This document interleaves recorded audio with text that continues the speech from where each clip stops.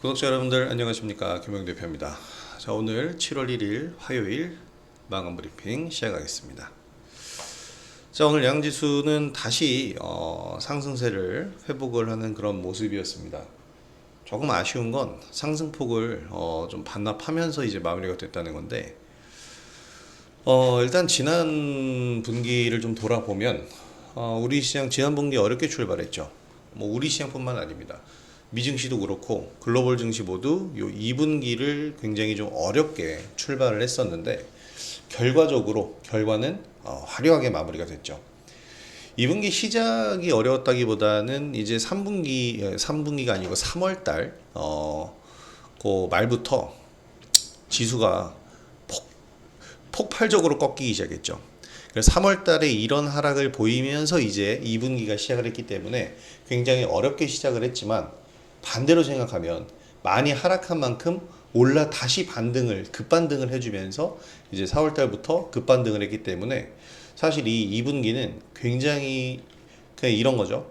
1분기 초반 때에는 트럼프 효과로 인해서 사실 이 상승과 하락이 진짜 매번 반복이 되는 거예요.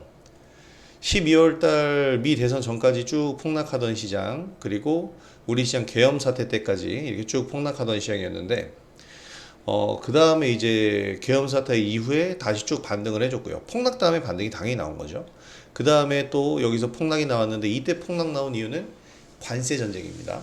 관세 전쟁이 이제 본격화되기 시작하면서 말도 안 되는 비상식적인 관세를 트럼프가 휘두르니까 시장이 겁먹었죠. 겁먹었다기보단 이제 모르겠다, 던지자라는 그런 심리가 좀 발동을 했어요, 사실상.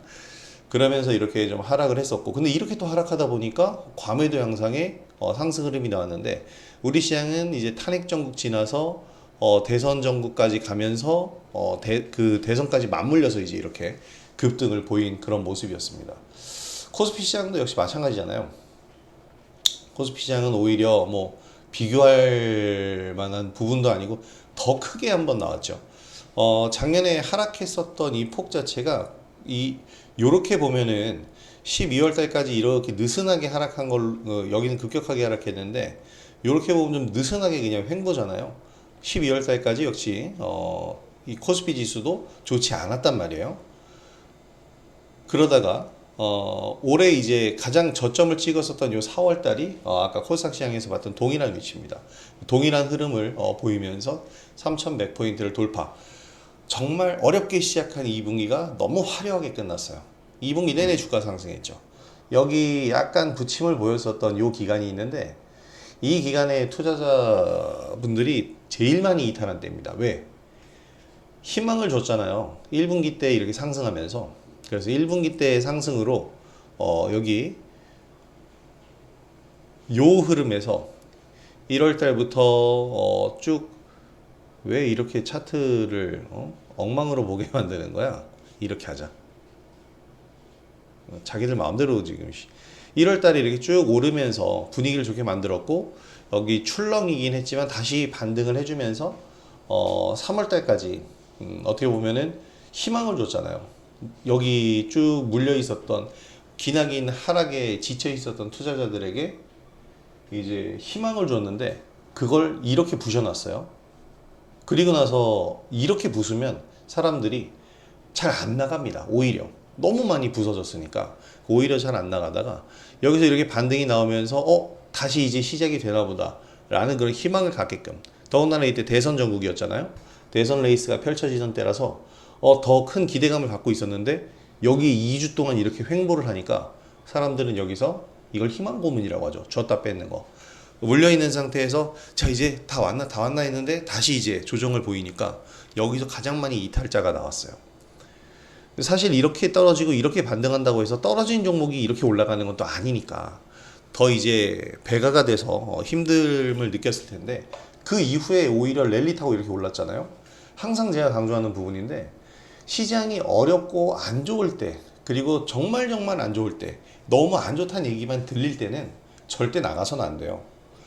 왜냐하면 우리가 그 시절을 알 수는 없죠. 이날 당일 4월 9일 날 이날이 저점인지 누가 알았겠어요? 아무도 몰라요. 그런데 이제 그 다음날 상승하고 쭉 오고, 사실 이제 그렇게 되면 인식 안 해요. 4월 9일 저점 인식 안 합니다. 그리고 쭉 올라가다가 이날 이 5월 중순 때 여기 횡보하는 것만 보고 이제 나가는 거예요. 그런 다음에 쭉 올라간 거 보면 또 이제 여기 생각을 안 하고 올라간 것만 생각하죠. 근데 과거를 되짚어보면 4월 9일 다 죽어간다 소리 나올 때가 최저점이었습니다. 그러니까 힘들고 안 좋을 때가, 아주 단편적으로 짧게 보면 지난주 요 3거래일도 마찬가지예요. 요 지난주 3거래일이 고가권에서 윈도우 드레싱 효과든 뭐든 간에 이제 조정이 나왔잖아요. 나갈 때가 아니라는 거죠. 근데 그 뒤에 바로 이렇게 급반등이 나오지 않습니까? 그러니까 언제나 마찬가지인데요. 시장은 안 좋을 때 나가는 게 절대 아닙니다. 차라리 나가려면 좋을 때 나가야죠. 좋을 때 나가서 더 안 좋아졌을 때를 기다렸다가 그때 다시 들어오는 한이 있더라도, 시장은 절대 안 좋아졌을 때 나가는 게 아닙니다. 안 좋아졌을 때 나가면 거기가 바로 가장 바닥이 될 수 있어요. 이 얘기를 제가 항상 드리면서 그냥 이 안 좋을 때 오히려 시작하셔라 얘기를 계속 드린 겁니다. 자, 이제 그런 모습이 좀 현실화되고 있는 거죠. 현실화가 됐죠. 그리고 또 지난주에 조정 구간이 있었어요. 그 다음에 바로 오늘 첫 거래일에 이제 지난주에 조정 구간 무마하고 올라왔습니다. 3,100포인트 제외 돌파를 하긴 했는데 조금 아쉬운 거는 오늘 상승폭이 좀 밀렸다라는 거죠. 어쨌든 정책주 위주의 강세장은 여전히 유효합니다. 우리가 이 유효한 흐름을 잘 활용을 할 필요가 있겠죠. 자, 그리고 내일 이슈를 살펴보면은 미국 이제 ISM 제조업 지수가 나옵니다. 내일 일정이 뭐 매크로 일정들밖에 없어요. 공급자 관리협회 제조업 지수가 나오는데 제조업이 확장 국면이냐 아니냐를 뜻하는 겁니다. 역시나 경기에 대한 부분이고요. 제롬 파월 연준 의장이 내일 연설을 합니다. 이 연설이 굉장히 좀 영향을 미칠 가능성이 커요. 일단 지금 관세 전쟁 돌입, 이제 다시 돌입이잖아요.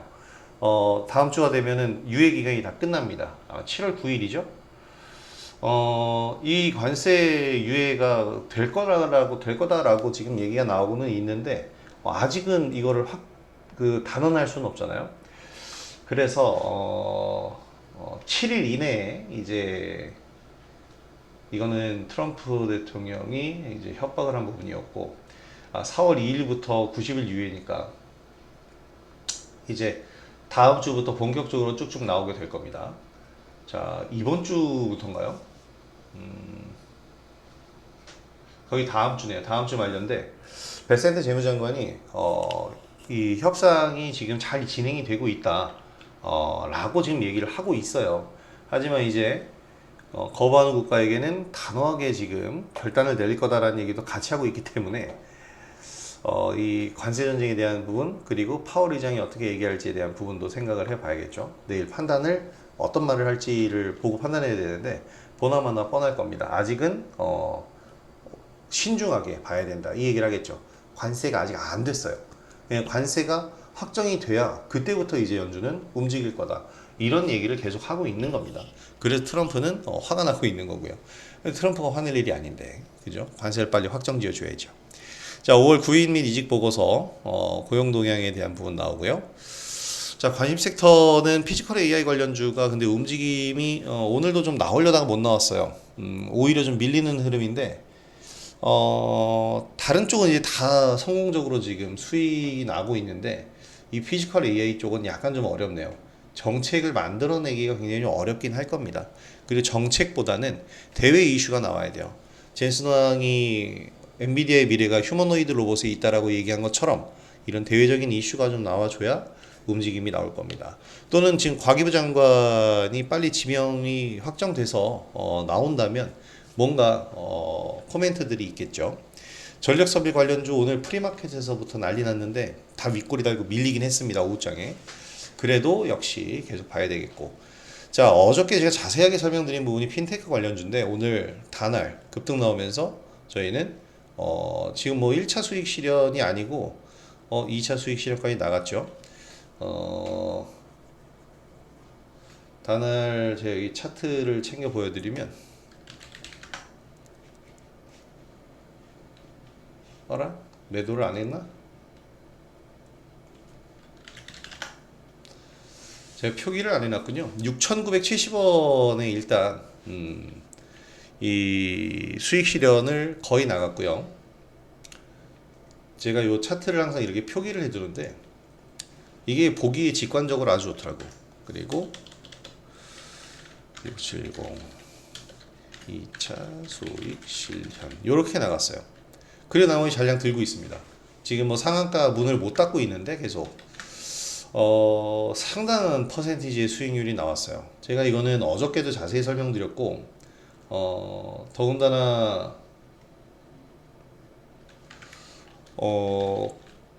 여러 번 소개를 드린 그런 부분들인데 어제 제가 특히 해드렸던 얘기가 뭐냐면 이 핀테크 관련주에 대해서 지금 갑론을박이 굉장히 많아요.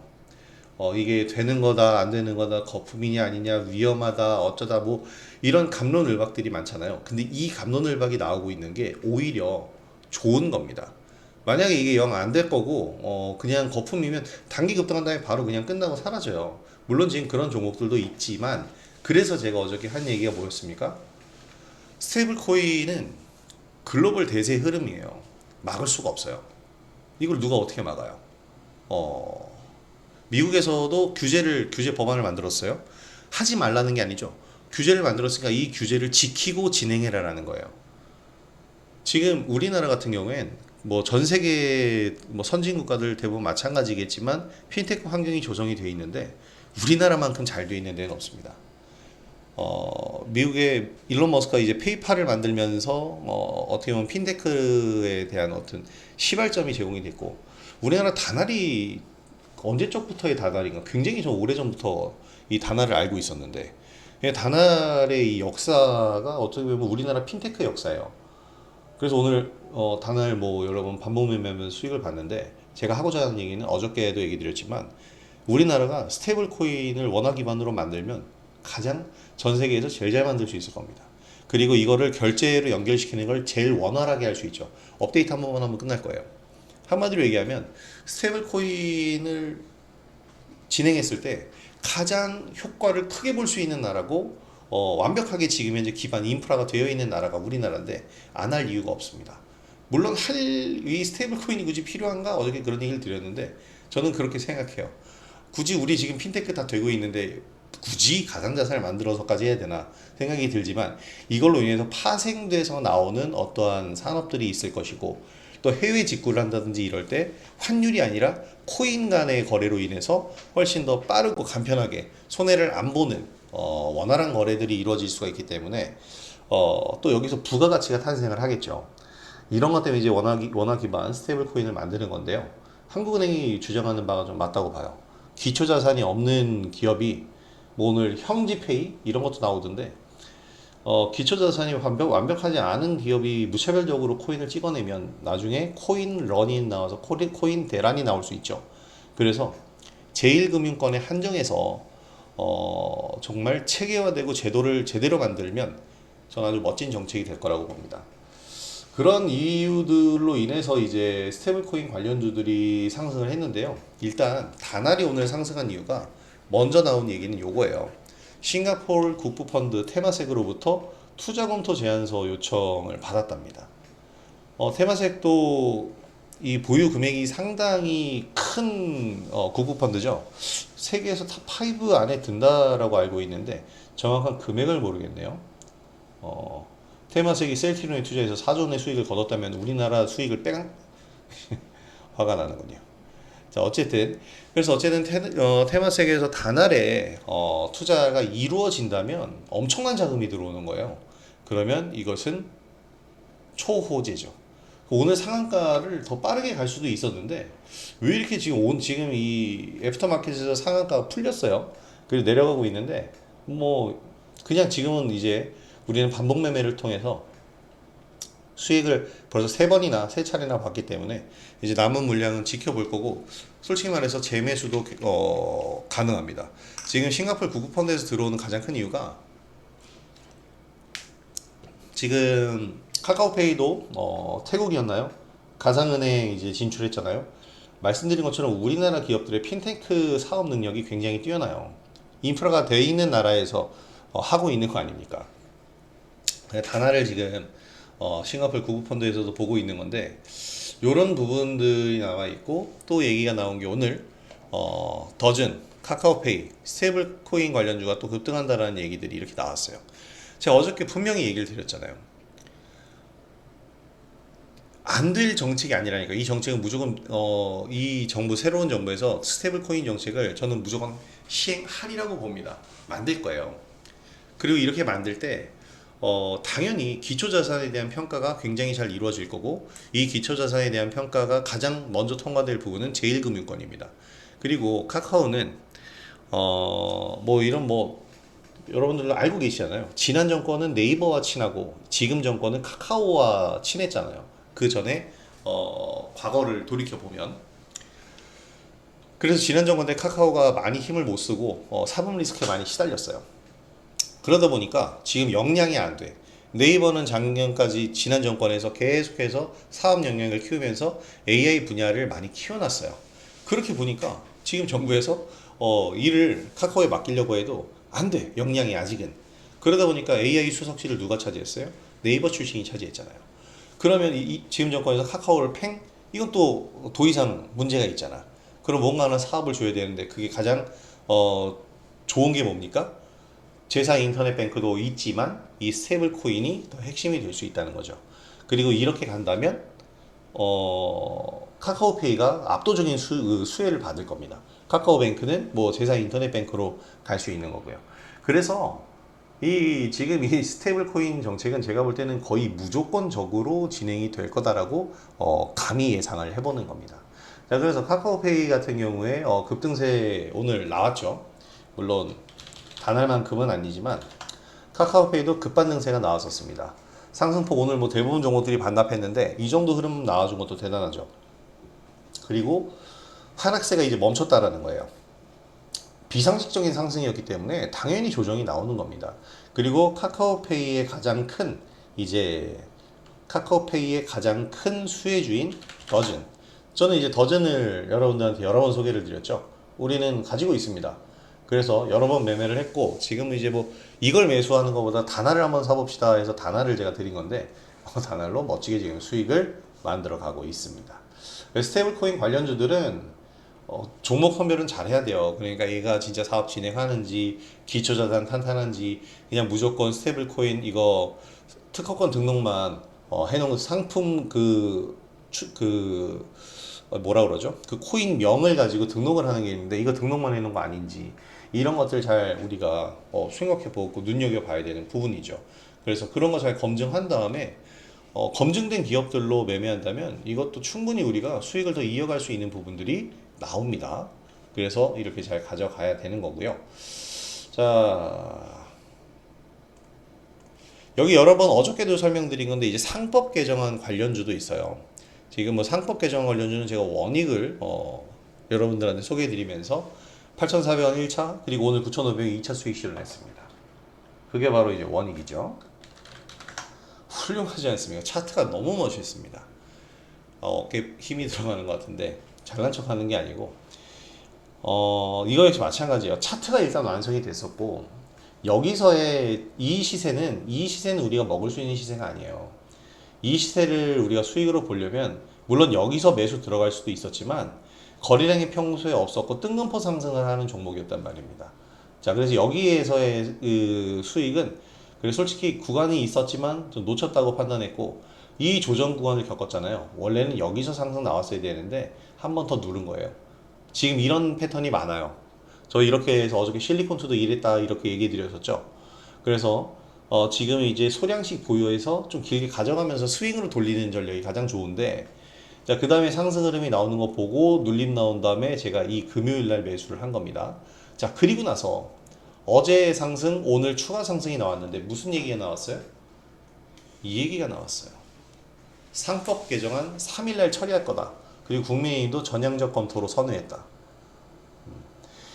이게 굉장히 중요해요.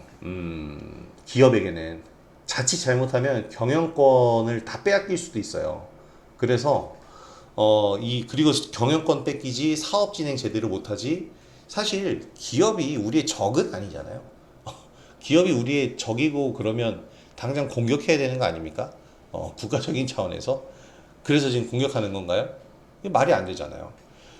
기업은 기업대로 지키고 성장이 되어야 우리나라 경제가 발전하는 거고, 만약에 이거 상법 개정안 잘못했다가 경영권 망하고 힘들어져서 외국계에 다 뺏기면 기술 유출 다 나가는 거예요. 그래서 이런 것들을 이제 보완하는 정책을 만들어 내야겠죠.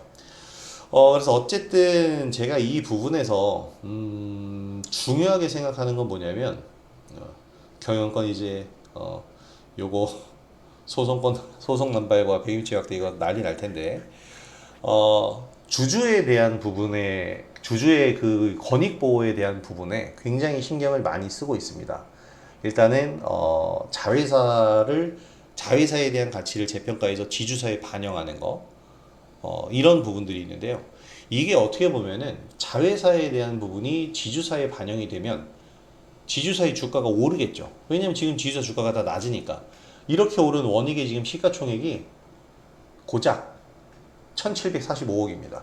근데 원익이 지배하는 회사들의 가치는 5조 원에 달해요. 이 자회사의 주가가 여기에 반영이 된다면 원익이 시가총액 5조가 되진 않겠지만 그만큼 더 점프를 하는 건 말이 되잖아요. 이게 바로 지난 정권에서 추진한 밸류업 프로그램과 비슷하다라는 겁니다. 비슷한데 훨씬 더 효율적이고 주식시장 안에서는 빠르게 상승할 수 있다는 거죠. 그래서 제가 이 상법 개정안 관련주를 우리 매매를 해야 된다라고 여러분들한테 얘기를 드리면서 소개를 해드린 거고, SK도 상법 개정안에 들어가는 기업이죠. 16조예요 주가가. 근데 이게 상승하기 전에는 한 8조 정도, 10조가 안 됐었죠. 와, 10조면은 이거 큰 거 아니냐? 여러분, SK 하이닉스 주가는 시가총액은 200조를 돌파했습니다. 그럼 SK의 모든 그룹을 지배하는 지주사는 얼마가 돼야 될까요? 이런 부분들을 생각해 보면 아직 덜 컸다라는 거죠. SK 스퀘어도 그래서 상승 흐름을 이렇게 보이는 거고.